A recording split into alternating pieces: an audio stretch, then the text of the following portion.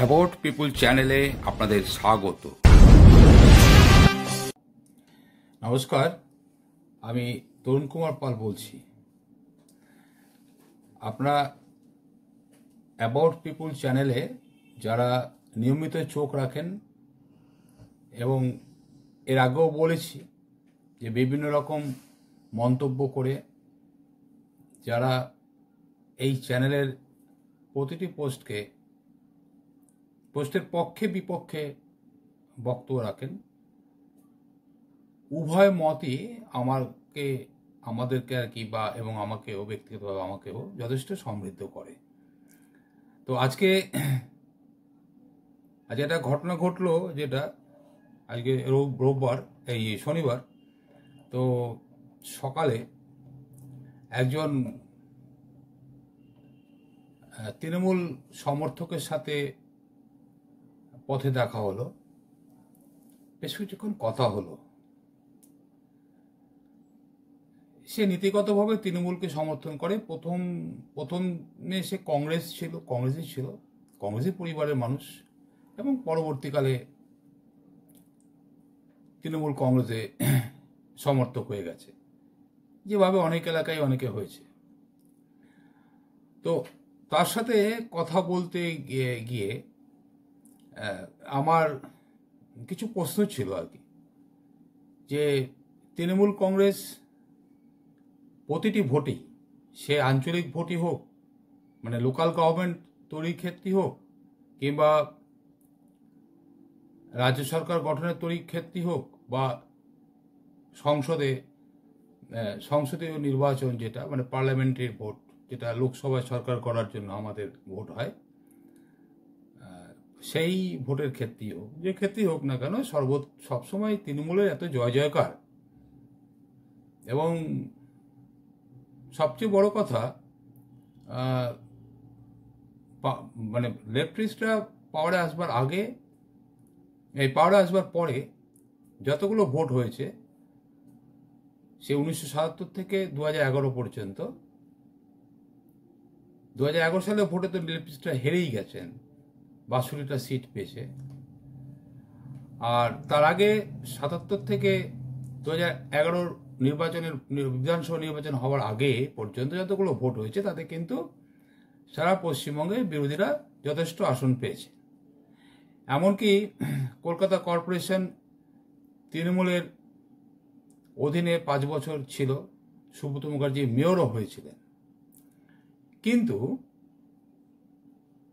এই তৃণমূল কংগ্রেস আসবার পরে, ক্ষমতা আসবার পরে বামেরা প্রথম দিকে, অর্থাৎ আমি বড় ইলেকশনের কথা বলছি, ছোটগুলো আঞ্চলিকভাবে অনেক সারা রাজ্য জুড়ে রয়েছে, সেগুলোর কথা বলছি না, বড়গুলোর কথা বলছি। বড় ইলেকশন বলতে 2011 পরে প্রথম, মানে পঞ্চায়েত 13টা যদি ছেড়ে দিই, তাহলে আমি বিধানসভা এবং লোকসভার কথা বলছি।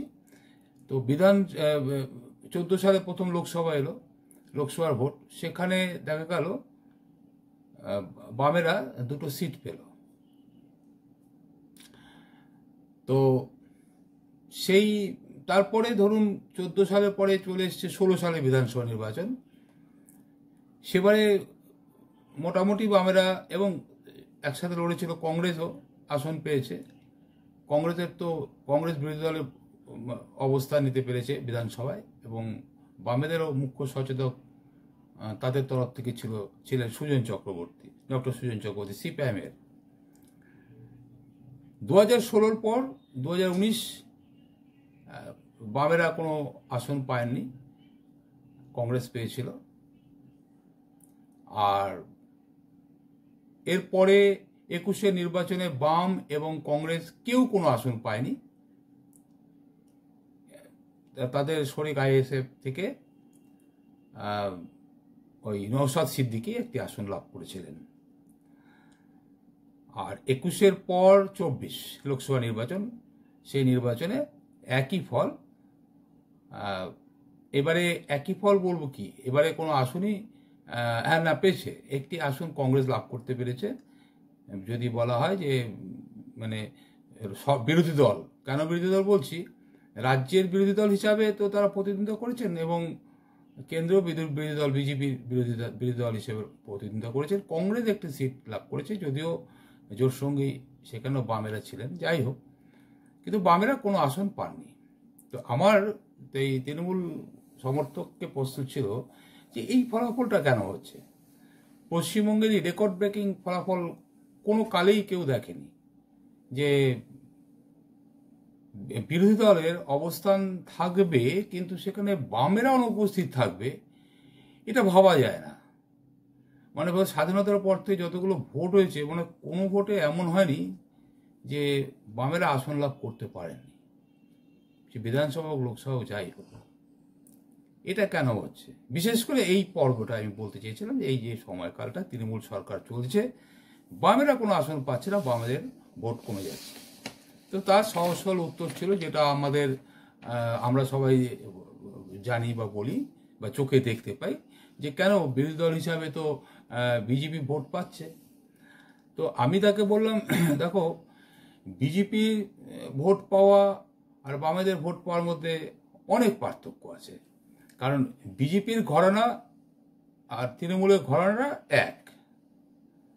সে বললো কেন এটা বললেন আর কি, কেন তিনি বললেন কেন এরকম বলছে। আমি বলি, দেখো, ব্যাপার হচ্ছে বামেদের চিনতে গেলে তাদের যেমন দেখো সব বামেদের চেনা যায় তাদের পতাকা রংটা দিয়ে, তাদের পতাকা রং লাল হয় আর কি। আর এদিকে আমি বললাম যে এদিকের ঘটনাটা চিনতে গেলে পরিষ্কার বোঝা যায় যে আমাদের এখানে যা দেখছি, যে আমাদের রাজ্যের কথা বলছি, এই রাজ্যে দেখো যারা রয়েছে তাদের কিন্তু প্রত্যেকেরই কিন্তু রয়েছে ওই একই ধরনের পতাকা। এই পতাকাগুলো দেখে বোঝা যায় যে এটা এক শ্রেণীভুক্ত, একই ক্যাটাগরির। তো কাজেই সেজন্যই আমি বললাম যে বিজেপিকে ঠিক যে অর্থে বিরোধী দল বলা উচিত সেটা পশ্চিমবঙ্গে ঠিক বেমানান। মানে এক ধরনের ঘরানার মধ্যেই বিরোধিতা চলছে, মানে তাদের শরিকি বিবাদ। সেই শরিকি বিবাদের ফলস্বরূপ বিজেপি সিট আসন পাচ্ছে। তো শরিকি বিবাদে যেটা হয়, কোনো সময় মারাত্মক আকার ধারণ করে, কোনো সময় হৃদয়দাহ জমে ওঠে। এটা আমাদের প্রত্যেকের ঘর বাড়ি আছে, আমরা জানি শরিকি বিবাদ কি। তো কাজেই এইটাকে ঠিক আমি বিরোধী দল হিসাবে মান্যতা দিতে পারি না, আমি ব্যক্তিগতভাবে পারি না। তো তখন তারপরে উনি বলছেন যে তোমার চিন্তা, তুমি যদি না দাও বিরোধী দল হিসাবে বলতে না চাও, না চাইলে চাইবে, কিন্তু মানুষ কিন্তু বিজেপিকে বিরোধী দল হিসাবে ভোট দেয়।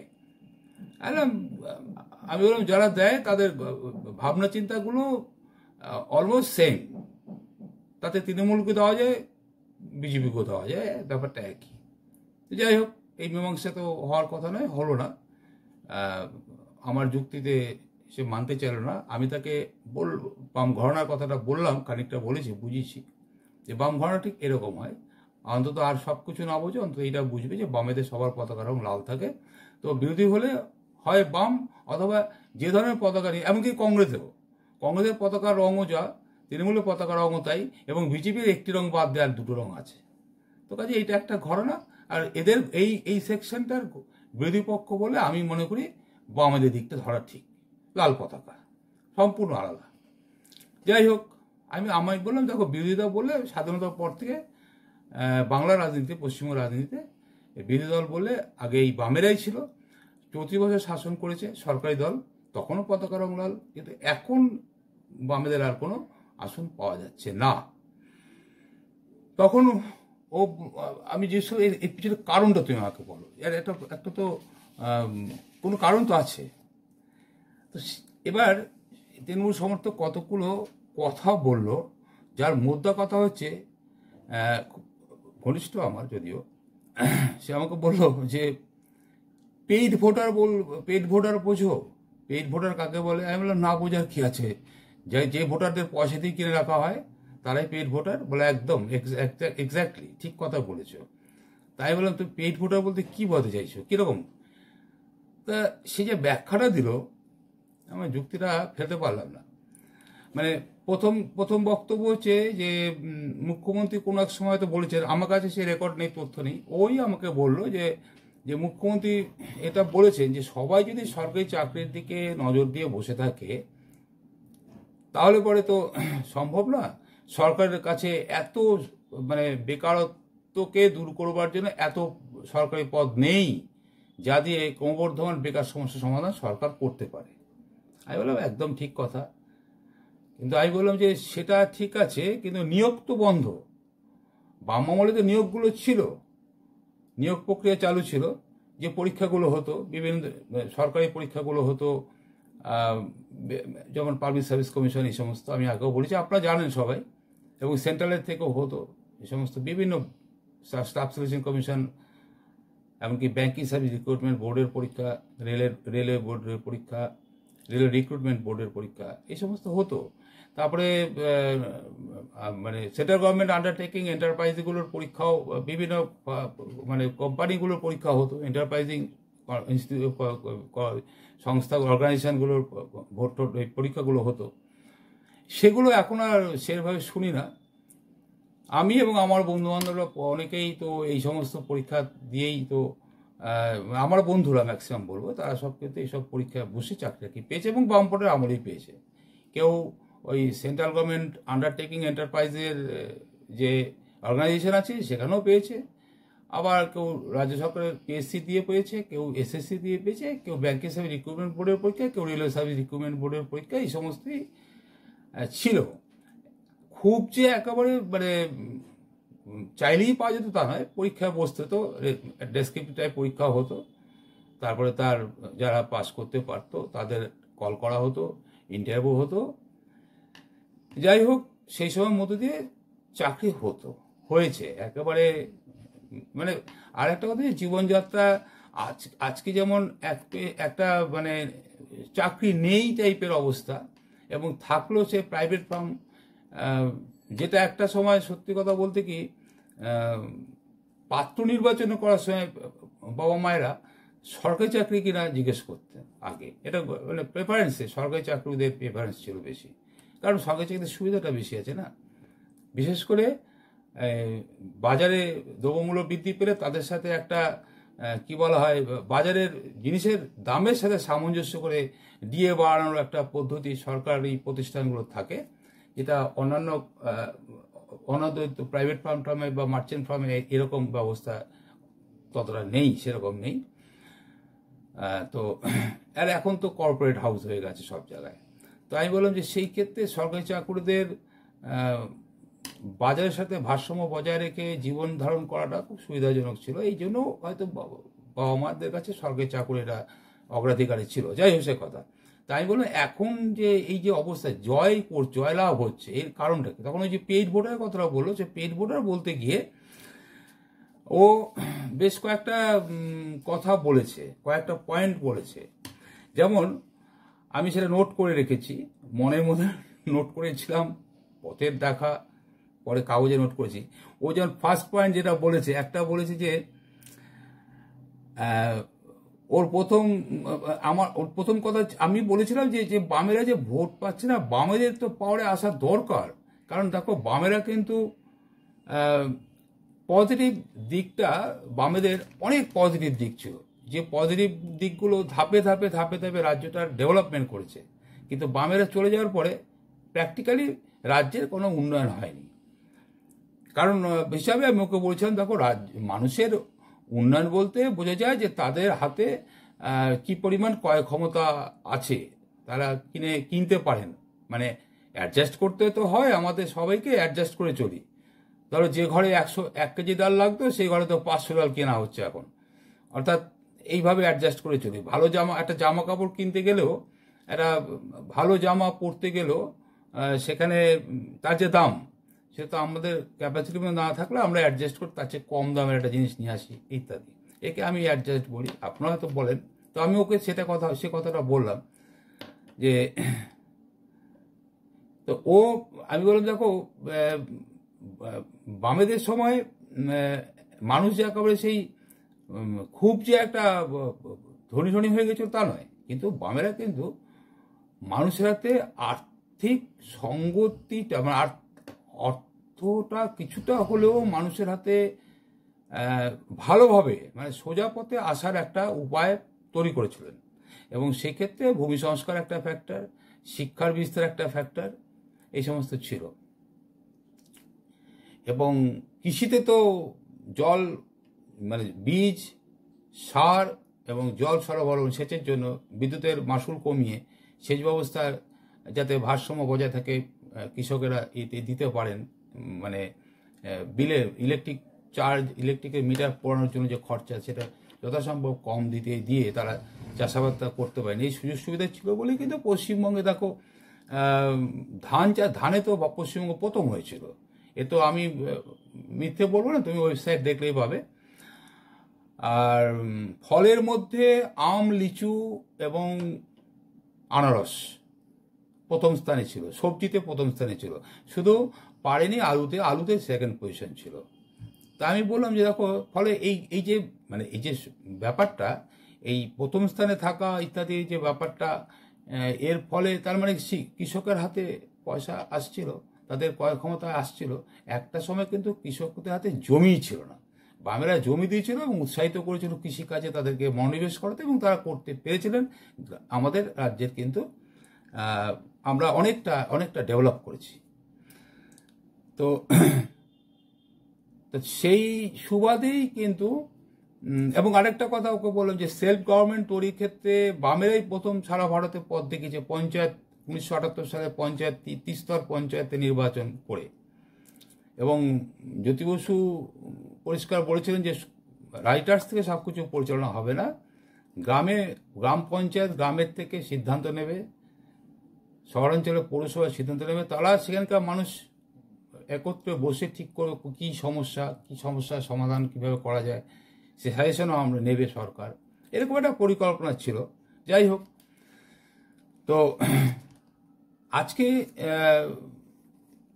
কিন্তু সেই সব তো আর দেখি না, এখন আর সেই মানুষকে নিয়ে বসা গ্রাম সভাগুলো এগুলো দেখা যায় না, শোনাও যায় না। তো আমি বললাম যাই হোক, অনেক কিছুই বামেদের সাথে মেলে না, বাম আমলের সাথে।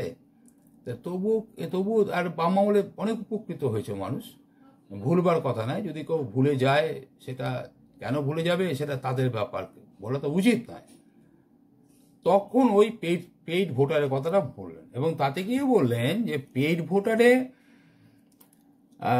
যেটা হচ্ছে, যেমন তার বক্তব্য যে স্কুলের ক্ষেত্রে যে টিচার নিয়োগ বন্ধ, সে আমরা জানি যে স্কুল টিচার নিয়ে কী সব হলো না, দুর্নীতি হলো।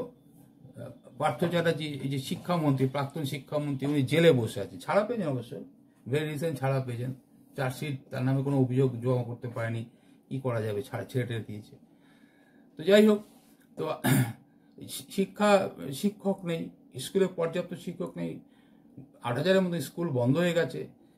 বামেরা শিক্ষা বিস্তারের জন্য শিক্ষাকে অবৈতনিক করলো, যে ছাত্রছাত্রীদের পয়সা দিতে হবে না, বিনা পয়সায় পড়বে, যাতে পড়ার দিকে মন থাকে, মিড ডে মিল খাবে, আসবে, পড়বে, ইত্যাদি ইত্যাদি। এইসব মানে শিক্ষাটাকে যথেষ্ট গুরুত্ব দিয়েছিল। সেই জায়গায় আজকে শিক্ষক নেই বহু স্কুলে ইত্যাদি। সেই উত্তরে উনি আমাকে বলছে যে শিক্ষকের চাকরির জন্য যারা ধর্নায় বসে আছে, তারা তো কেন অন্য কিছু চাকরির জন্য চেষ্টা করতে পারে না? আমি বললাম যে তারা তো মেধা তালিকায় নাম উঠেছে, তাদের চাকরি পাওয়ার কথা, তাই তারা পায়নি বলে বসে আছে। তাদের পদগুলোতে অন্য লোককে যারা ফেল করেছে বা মোটে পরীক্ষাই দেয়নি, তাদেরকেই তো শিক্ষক নিয়োগ করা হয়েছে, এবং এটা তো ঠিক নয়। যারা শিক্ষক হবেন তাদের তো মেধা তালিকায় নাম তুলতে হবে, মানে তার শিক্ষাগত যোগ্যতার প্রমাণ দিতে হবে। তো যাই হোক, এবার বলছি দেখুন, শিক্ষক যাদেরকে প্যারা টিচার হিসাবে নিয়োগ করা হচ্ছে, এই শিক্ষকের ভোট সিভিক ভলেন্টিয়ার, যারা মানে পুলিশের চাকরি করে সিভিক ভলেন্টিয়ার্স, এই সেকশনের ভোট, এবং বলছি সাথে সাথে বলছে যে এবং আরেকটা বললো যে প্যারা টিচার এবং প্যারা ডাক্তার, যেটা বিভিন্ন মানে এমার্জেন্সিতে যে সমস্ত বড় সরকারি হসপিটাল নয়, ছোটো ছোটো গ্রামীণ হাসপাতাল কিংবা শহরাঞ্চলে যেগুলো মিউনিসিপ্যালিটি ইত্যাদি আছে, সেখানে দেখবেন এমার্জেন্সিতে যারা থাকেন, তো সেই সব জায়গায় প্যারা ডক্টর নিয়োগ করা হয়। তারা এই সেকশনটা এরা এই সেকশনটার একটা বড় সেকশন আছে। এই সেকশন এরা হচ্ছে মানে সরকার নিয়োগ করেছে এবং এরা কৃতজ্ঞ বা দায়বদ্ধ থাকে তৃণমূলকে ভোট দেওয়ার জন্য, তৃণমূল কংগ্রেসকে ভোট দেওয়ার জন্য। কারণ তাদের পরিবারও তো আছে সাথে। বলে হ্যাঁ অবশ্যই পরিবার তো থাকবে, তারা উপকৃত হচ্ছে, পরিবার উপকৃত হবে না।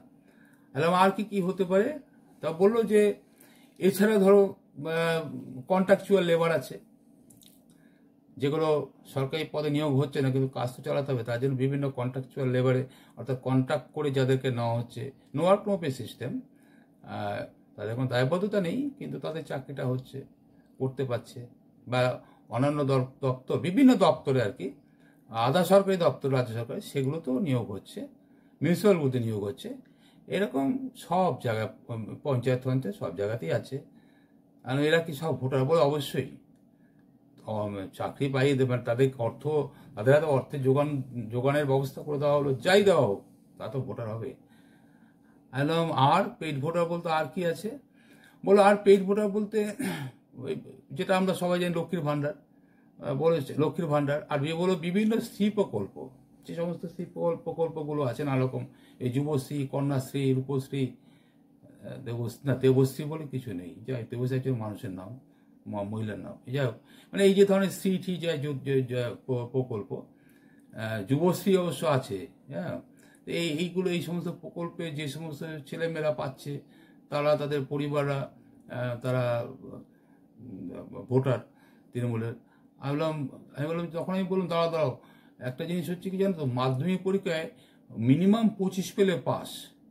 তাই এটা কি মানে এই যে পার্সেন্টেজটা বলি, এটা কি মিনিমাম একটা ভোটার ওরা তৈরি করেছে এইভাবে? বলে একদম। আচ্ছা, তা আর কি এরপরে বলছি, এরপরে ভোটার বলতে দেখো যে সমস্ত, আরেকটা কথা প্রসঙ্গত বলে দেয়, একটা কথা আমি বললাম যে ধরো এই যে তুমি চাকরি বাকরি যারা করছে তারা সব ভোট তো দিচ্ছে বলছো, যারা মানে সিভিক ভলেন্টিয়ার, প্যারাটিচার, প্যারা ডাক্তার, এই সমস্ত, কিন্তু ভান্ডারের লোকেরা, মানে লক্ষ্মীর ভান্ডার বা সি প্রকল্পের লোকেরা দিচ্ছে, এটা কি করে বুঝতে পারছো যে এরা সবাই দিচ্ছে? বলছে এটা বোঝা যায়, এগুলো আমাদের এগুলো যেটা আমাদের তরফ থেকে করা হয়, আমাদের পঞ্চায়েতের মারফত এই লক্ষ্মীর মানে বিভিন্ন প্রকল্পের ফর্ম ভরা হয় এবং শহরাঞ্চলে কাউন্সিলর কমিশনার মারফত করা হয়। কাউন্সিলর এবং কমিশনার তিনি সরকারি লোক, নির্বাচিত প্রতিনিধি, পঞ্চায়েতের নির্বাচিত প্রতিনিধি। বেশ কথা। তা বলে ওখানে নথি থাকে, আমাদের ফোন নাম্বার ইত্যাদি সব কিছু দেওয়া থাকে। আচ্ছা, বলে ওই স্কুটিনি যখন আমাদের প্রতি ভোটের আগে করা হয় তখন আমরা তাদেরকে আমরা জানি তো, আমরা স্কুটিনি করি, তাদের কাছে যাই, গিয়ে তাদের খোঁজ খবরটা রাখি, তাদেরকে বলি ভোটটা দিতে, কারণ ভাতাটা তারা পাচ্ছে তো, তাই কৃতজ্ঞতা স্বরূপ আমরা হাত জোর করে বলি আপনারা আপনাদের সরকারকে আবার ফিরিয়ে আনবেন ইত্যাদি ইত্যাদি। আচ্ছা, বেশ ভালো কথা। এছাড়া আর কি হতে পারে? বলছে মোটামুটি ধরো এই সমস্ত আছে। আর বলছে আর কি বলবো? বলো আরো কিছু বলো, এটা কিছু কি করে ভোটটা একদম ফিক্স করে ফেলছো? বলছে যে আছে বিভিন্ন, আমাদের সিন্ডিকেটের তো কাজকর্ম হয়, আমাদের সিন্ডিকেট আছে, তারা সব করে, তাদের সঙ্গে যারা থাকে তারা উপকৃত হয়, আর্থিকভাবে উপকৃত হয়। তাদের লোকজন মানে যারা সিন্ডিকেটে যারা হয়ে, মানে সিন্ডিকেট যাদেরকে বানানো হয়, মাথায় তো নেতৃত্ব কেউ থাকে, তার অনুগামী হয়ে থাকে, এবং তাদের পরিবার আর্থিক সুবিধাটা পাচ্ছে বলে তারা দেয়। তখন আমি বললাম তাহলে ক্লাবগুলো যে 25,000 করে পুজোর সময় চাঁদা দাও, সেই সদস্যগুলো, তারপর তাদের ওই সব বাড়ির লোকজন, পরিবার, বলে হ্যাঁ এগুলো তো আছেই। এইসব সব কিছুর মধ্যে একটা দেখো উদ্দেশ্য থাকে, পরিকল্পনা থাকে, সেই পরিকল্পনা করে আমি বললাম এতে তো একটা ভালো পার্সেন্টেজ ভোট তোমাদের থাকে। তারপর বলে হ্যাঁ সেইটাতে হচ্ছে পাস মার্কস, তুমি যেটা মাধ্যমিক উদাহরণ দিয়ে বললে 25% মার্কস পেলেই পাস হয়ে যায়, এটা হচ্ছে পাস মার্কসের মধ্যে পড়ে, এটাতে আমরা নিশ্চিত হয়ে যাই এই ভোটটা আমাদের আছে, আমরা পাস করে যাব। বেশ কথা। তো তারপরে আমি বললাম যে তাহলে এরপরে যেটা হয় সেটা তো আর কি বলবো, এরপরে এইভাবে তো বলা যায় না। তারপরে ভোটটাকে তো বাড়াতে হয়, ব্যবধান বাড়াতে হয়। হ্যাঁ, পাস করলে হলো, একটা পাস করার মার্কস হলো, তো ব্যবধান বাড়ানোর জন্য তারপরে যেগুলো করার হয় সে তো জানোই, এইটা আলোচনা করার কি আছে। আমি বললাম বাহ, মানে যা হয় মানে কি ওই সব বুথ দখল টকল ছাপ্পা ঠাপ্পা, তো এইসব। তখন বলে না না, তখন আমি বললাম যে কিন্তু ঠিক আছে তোমার যুক্তি মেনে নিলাম, কিন্তু তাহলে বিরোধী দল হিসাবে এদের তো নেই, এরা কি করে পাচ্ছে? বিজেপি তোমাদের প্রতিপক্ষ হয়ে উঠলো কি করে? বামেরা আছে, বামেরা এত বড় শাসন করলো, তারা প্রতিপক্ষে জায়গা পাচ্ছে না, বিজেপি পাচ্ছে, এটা কি করে ভাবছো, কি করে হচ্ছে? ও বলে দেখো এখানে একটা ব্যাপার আছে, মানে একদম খোলা খোলা বলছি যে একটা মেরুকরণের ব্যাপার তো আছে। তোমরা তো প্রায়ই বলো, আমাকে বলছো তোমরা তো প্রায়ই বলো একটা মেরুকরণের ব্যাপার, ধর্মীয় মেরুকরণ একটা ব্যাপার আছে। সেই ক্ষেত্রে দেখো যত বেশি মুসলিমদের রক্ষাকর্তা তৃণমূল হবে, তত বেশি বিজেপির সুবিধা হয়। বিজেপি তত বেশি হিন্দুদের রক্ষাকর্তার দায়িত্ব নিয়ে নেয়। ফলে হিন্দুদের একটা ভোটার, হিন্দু মধ্যবিত্ত উচ্চবিত্তের একটা এবং নিম্নবিত্তের একটা ভোটার বিজেপির বাধা, এই ভোটটা ওরা পাচ্ছে। এবং এটা তো বেশি দিন না, এটা তো আগে ছিল না। বলে এটা হয়েছে 16 সালের নির্বাচন দেখেই সেট আপটা চেঞ্জ করা হয়েছে। সেট আপ চেঞ্জ করা হয়েছে 16 সালের নির্বাচন দেখে সেট আপ চেঞ্জ করা হয়েছে। বেশ ভালোই করেছে তো, বেশ ব্যবস্থা। তা বলছি সেট আপটা চেঞ্জ হয়েছে, এবং তারপরে তো 21 সালে দেখলে তো একদম মানে, হ্যাঁ 21-এ তো 16 সালে সেট আপ চেঞ্জের মতন দেখলাম। মানে কংগ্রেস, সিপিএম মানে বামেরা তো মোটামুটি অনেকটা ভোট পেয়েছিল বহু জায়গায়, এবং তারা তো বিধানসভার ভিতরেও ঢুকে গেছে, কংগ্রেসের বিরোধী দল হয়েছিল। তো যাই হোক, ভালো বললে। তারপরে ওই সেট আপ চেঞ্জ হলো 21 সাল থেকে ভাগাভাগির ভোট হয়ে গেল। এটা হচ্ছে ওদের তরফ, ওরা এইটা পায়। আর আরেকটা হচ্ছে ওরা আরেকটা ভোট পায় বিজেপি, সেটা হচ্ছে যারা ধরো যেটা বামেদের যাওয়ার কথা ছিল, বামেদের যাবে না সেই জায়গাটায়, কারণ যেহেতু সেন্ট্রালে বিজেপি আছে, এবং বিজেপির থেকে প্রায়শই যেটা বলে যে মানে তৃণমূল যে দুরবস্থা সৃষ্টি করেছে রাজ্যের মানুষের, তাদের হাত থেকে বাঁচাতে পারে বিজেপি, এই ধারণাটা ওরা প্রচার করতে পেরেছে মানুষের কাছে। ওরা এই দুটো ভোট পায়, এই দুটো ভোটের পার্সেন্টেজ লেভেলটা কম না, আমাদের পরের স্থান, তাই ওরা পায়। এসব শোনার পরে বললাম তাহলে তুমি যে সব ঘটনাগুলো বললে, উদাহরণ দুটো দেখালে, যে দুটো পার্টির যে ব্যাপারটা দেখালে, তাহলে এই অবস্থায় দাঁড়িয়ে তো পশ্চিমবঙ্গের মানুষের মুক্তি পেতে গেলে তো মানে বামেদের হাতে ক্ষমতা আসলে আমি বলবো ভালো হয়, পরীক্ষিত বামেরা। এটা সম্ভব কি করে সম্ভব হতে পারে বলে তুমি মনে হয়? ও বলছে এটা কোনো মতে সম্ভব নয়। আমি বললাম কেন সম্ভব নয় কেন? বলছে দেখো, এই যে বেনিফিশিয়ারিটা সৃষ্টি করা হয়েছে আর যে মেরুকরণটা সৃষ্টি হয়েছে, এই দুটোকে যদি ওভারকাম কোনো সময় করা যায়, তাহলে পরে যদি ওভারকাম করতে পারে রাজনৈতিক রাজনৈতিক যুদ্ধ দিয়ে, তবে সেই সম্ভাবনাটা আছে। এগুলো তো আমি তো জানি আমরা সবই। তুমি বলছো তাহলে আলাম বেশ ঠিক আছে, তাও তাকে ধন্যবাদ জানিয়ে মানে যাই ভাই, ভালো লাগলো তোমার সাথে কথা বলে, হ্যাঁ, খোলামেলা আলোচনা। হ্যাঁ, তো আমি এই কথাটা, এই যে বক্তব্যটা যে আপনাদের তুলে ধরলাম, আমি এসব শুনেছি না, অদ্ভুত একটা মানে কনস্পিরেসি টাইপের মনে হচ্ছে। আমাদের যে স্টেটের যে ভোটটা হয়, সে যে কোনো ভোটই একটা কনস্পিরেসি অদ্ভুত লাগছে। এবং মানুষের উপরে বিশ্বাস হারানোটা ভুল, এটা মানে সভ্য মানুষ এটা আপ্তবাক্য, যে মানুষের উপর বিশ্বাস হারানো পাপ, এটা একটা আপ্তবাক্য হিসেবে মানুষ গ্রহণ করেছে। আমিও তাই মনে করি, মানুষের উপর বিশ্বাস হারাতে নেই। যে মানুষটা যা কিছু ভুল করছেন বা যেটা মানে যেটা করা উচিত ছিল সেটা না করে যে অন্য একটা করছেন, এর পরিণতি ভয়ঙ্কর হবে।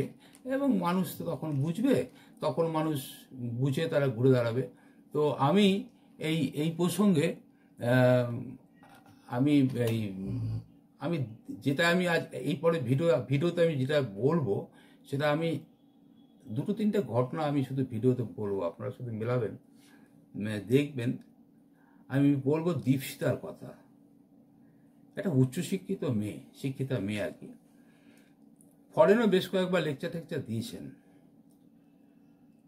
মেয়েটির বক্তব্য মানে ধর্ম নিয়ে যারা যে ধর্মের যে মেরুকরণ করে যে রাজনীতি করছে, অর্থাৎ যে মানে কি বলবো সংকীর্ণ রাজনীতি, হিন্দু মুসলিম ভাগাভাগি রাজনীতি যেটা করে, তৃণমূল করে মুসলিম তোষণের নীতি, বিজেপি করে হিন্দু তোষণের নীতি।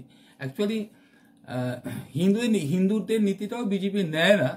আমাদের একটা ভুল হয়, ওরা ঠিক কি জানেন তো, অনেকটা ওই যদি মুসলিমরা যদি সেই মানে পয়গম্বরের সাধনা করে, মানে একটা পয়গম্বরকে নির্দিষ্ট করে তারা চলে, যেমন আল্লাহ ও হজরত মোহাম্মদকে, এরাও বিজেপি কিন্তু সেরকমই। হিন্দুরা কিন্তু আমাদের দেবদেবী অসংখ্য, কিন্তু একজন রাম, অর্থাৎ সেই একটা ভগবানের নাম করেই ওরা ভোটটা চাইছে। হ্যাঁ, মানে ওরা দেখা যাচ্ছে আমরাও হিন্দুরা একটা দেবতা, আমরা কিন্তু একটা দেবতার নই। আমরা হিন্দুরা অসংখ্য দেবতাকে আমরা পুজো টুজো করি। তো হিন্দুদের এরাও কিন্তু একরকম বলতে একটা সংকীর্ণতাবাদী পথেই হাঁটছে বিজেপি। তাদের কাছে হিন্দু ধর্মীয় ওরা, আমি এটা আমার বিশ্বাস হয় না, মানতে চাই না। কারণ আমরা বাঙালিরা দুর্গা পুজোকে, কালী পুজোকে, কালী ঠাকুর, দুর্গা ঠাকুর সব আমরা বলি, বা সরস্বতী পুজো, লক্ষ্মী পুজো, বিভিন্ন টাইপ আমাদের অনেক কিছু আছে, অনেক দেবদেবী আছে, আমরা পুজো করি। কিন্তু এরা শুধু একটা হিন্দুদের মানে একটা রাম রাম বলে বেড়াচ্ছে, এটা ঠিক হিন্দু ধর্মের প্রতিনিধিত্ব করে না, আমি মনে করি।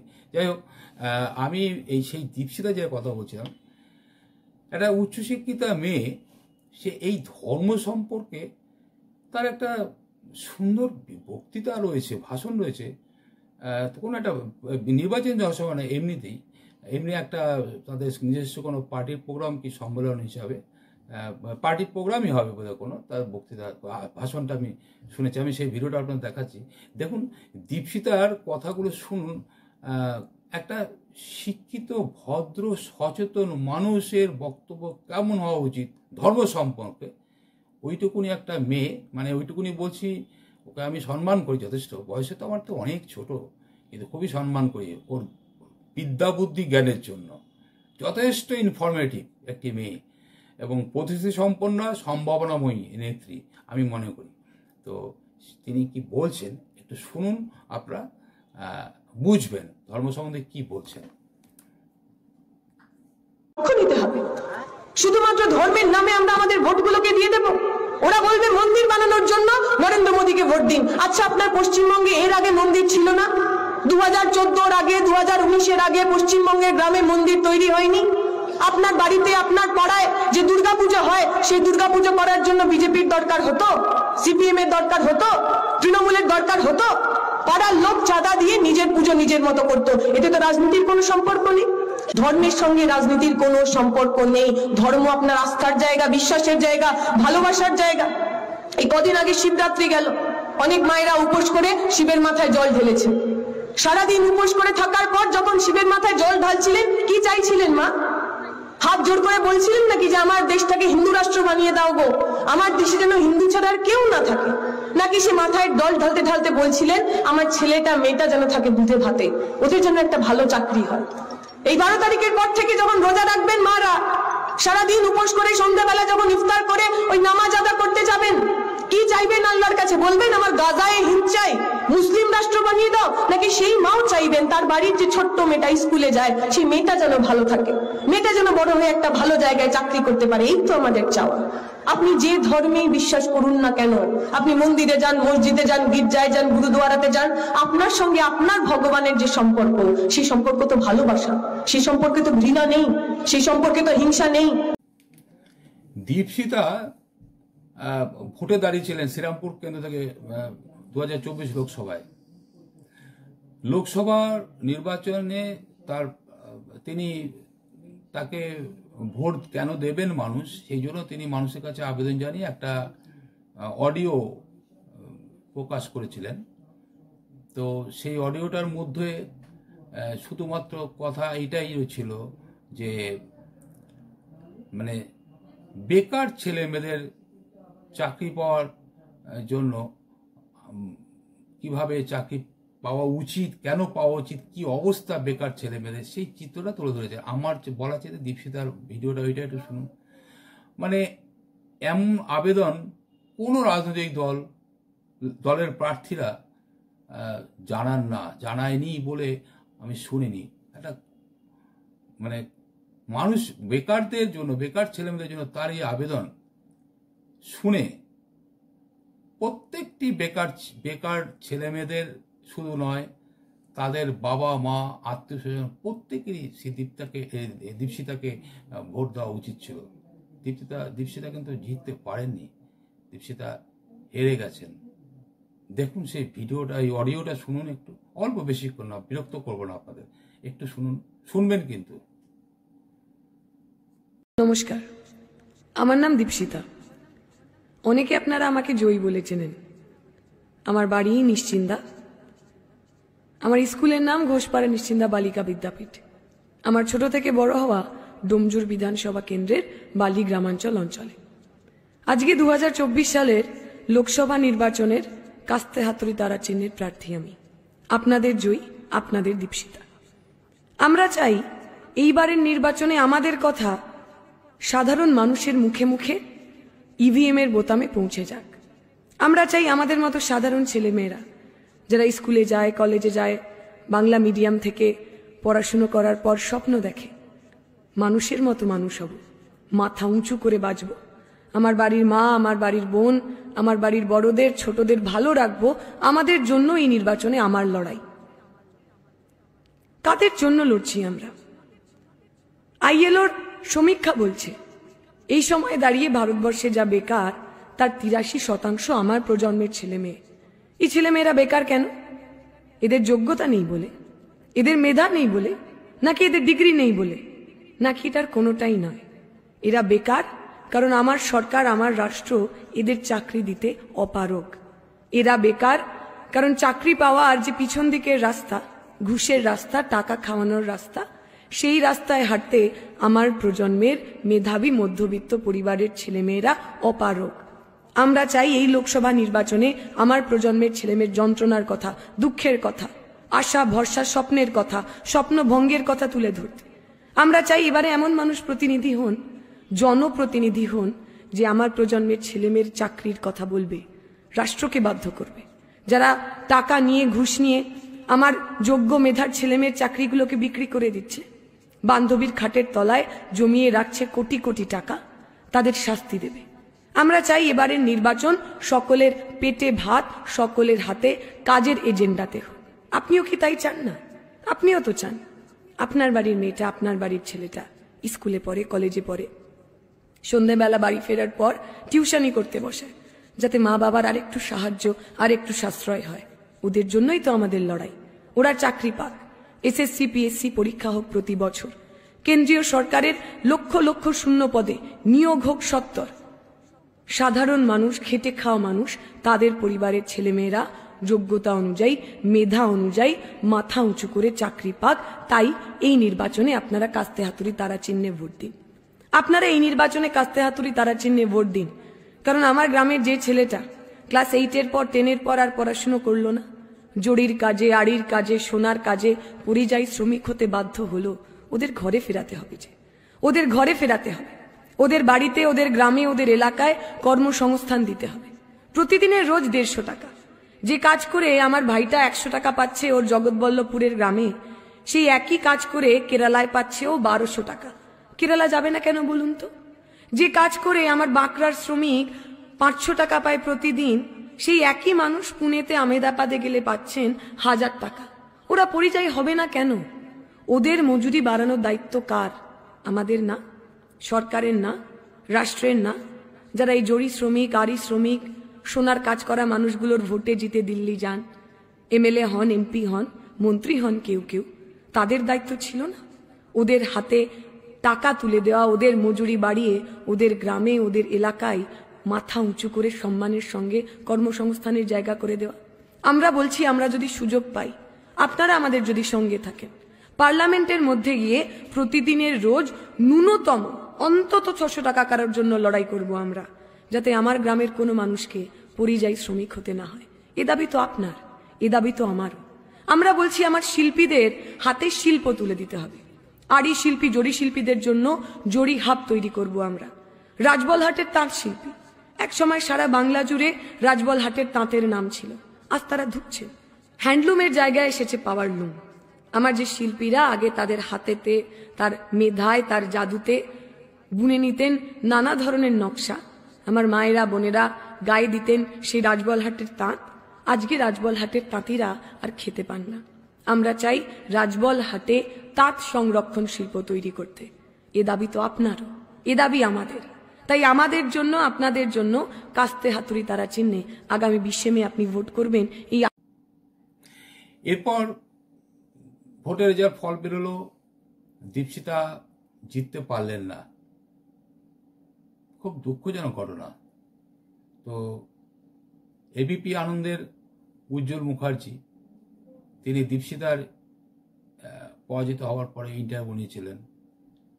দীপশিতার মানুষের জন্য লড়াই করতে নেমেছেন, ভেঙে পড়ার তো মানুষ নন। আর এটা সত্যিই তো বামেদের লড়াই এই নয় যে সামান্য একটু লড়াই, একটু কথা, একটু লড়াই দিলেই মানুষ পক্ষে চলে আসবে। দীপশিতারা সেটা জানেন, দীর্ঘ লড়াই এদের পথ। তো পরাজিত হয়েছেন, তা সত্ত্বেও যথেষ্ট আত্মবিশ্বাসের সাথে তিনি উজ্জ্বল মুখার্জিকে তার বক্তব্য রেখেছেন, সেটাও একটু শোনাবো। আপনারা শুনেছেন, ভালো লাগবে। কিন্তু আমার ওই দীপশিতার কথায় আজকে খুব বারবার করে মনে হচ্ছিল যে এরকম ধরনের, মানে ও দীপশিতা শুধু নয়, অনেক আছেন, সৃজন আছেন, প্রতিকূল আছেন, পৃথা আছেন, ঐশী আছেন, মীনাক্ষী তো রয়েছেন, সায়ন রয়েছেন, শুভশ্রী রয়েছেন, এরকম অনেক অসংখ্য অসংখ্য। কাকে ছেড়ে কাকে ধরবো? প্রত্যেকটি মানে রুচিবান, শিক্ষিত, উচ্চশিক্ষিত, মার্জিত, ভদ্র, সচেতন, সভ্য ইয়াং ছেলে মেয়ে। আমি দীপশিতার কথা বিশেষ করে এই বলছি, মানে এরা সবে একই, একজনের কথা বলে সবাইকে বোঝা যায়। দীপশিতা সেই উজ্জ্বল মুখার্জিকে যে ছোট্ট করে তার এই ভোটে হেরে যাওয়া বা ভোটে অংশগ্রহণ করার ফলে যাই ফলাফল হলো, তার যে প্রতিক্রিয়া কি ছিল দিয়েছেন, সেটা একটু শুনুন। কাইন্ডলি শুনবেন, কিন্তু মাঝপথে কেউ ভিডিও বন্ধ করবেন না প্লিজ, দেখবেন, দেখুন, ভালো লাগবে। 2019-এর তুলনায় প্রায় 86,000 বেশি মানুষ আমাদের ভোট করেছেন। 6% আমরা ইন টোটাল ভোট বাড়াতে পেরেছি। ফলে মানুষ আমাদের শুনেছেন, কিন্তু যতজন মানুষ আমাদের কথা শুনেছেন বলে আমরা ভেবেছিলাম বা আমরা আশা করেছিলাম, সেটা শোনাতে পারিনি। এটা তো ওই মানে ওয়ান ডে ম্যাচ নয়, 2020ও নয়, টেস্ট ম্যাচ, দূরে খেলতে হবে, আমরা ক্রিজে রয়েছি। দীপশিতা বলছেন যে আমরা ক্রিজে আছি, এটা তো 2020 ম্যাচ নয়, এটা টেস্ট ম্যাচ। ঠিকই তো, বামেরা তো টেস্ট ম্যাচই, মানে দীর্ঘ লড়াই, টেস্ট ম্যাচ মানে দীর্ঘ লড়াই, দীর্ঘ লড়াইয়ের মধ্যে দিয়ে বামেদের জয় আসে। যতক্ষণ না পর্যন্ত মানুষ বামেদের কথা সম্পূর্ণ বুঝতে পারছে, অন্তরস্থ করতে পারছে, ততক্ষণ পর্যন্ত এই লড়াই চলবে। কিন্তু দীপশিতার ওই যে কথা, মানে মানুষ ভেবেছিলেন, মানে দীপশিতা যেটা বললেন যে আমরা ভেবেছিলাম মানুষ আমাদের যত লোক আমাদের কথা শুনেছেন তারা সবাই বুঝেছেন, আসলে সবাই হয়তো বোঝেননি। এই যে বোঝেননি, কেন বোঝেননি, এটা খুব পীড়াদায়ক, খুব পীড়াদায়ক পশ্চিমবঙ্গের মানুষের ক্ষেত্রে, যৌবনের ক্ষেত্রে এবং আগামী প্রজন্মের ক্ষেত্রে খুব পীড়াদায়ক। আর বিশেষ কিছু বলবো না, আজকে এখানে শেষ করছি। ভিডিওটা কেমন লাগলো বলবেন, মানে পোস্টটা কেমন লাগলো বলবেন, আপনারা অবশ্যই বলবেন। এই ভিডিওটিকে লাইক করুন, আপনার গুরুত্বপূর্ণ মতামত কমেন্টের মাধ্যমে আমাদের জানান। নোটিফিকেশন পেতে বেল আইকনটি ক্লিক করতে ভুলবেন না।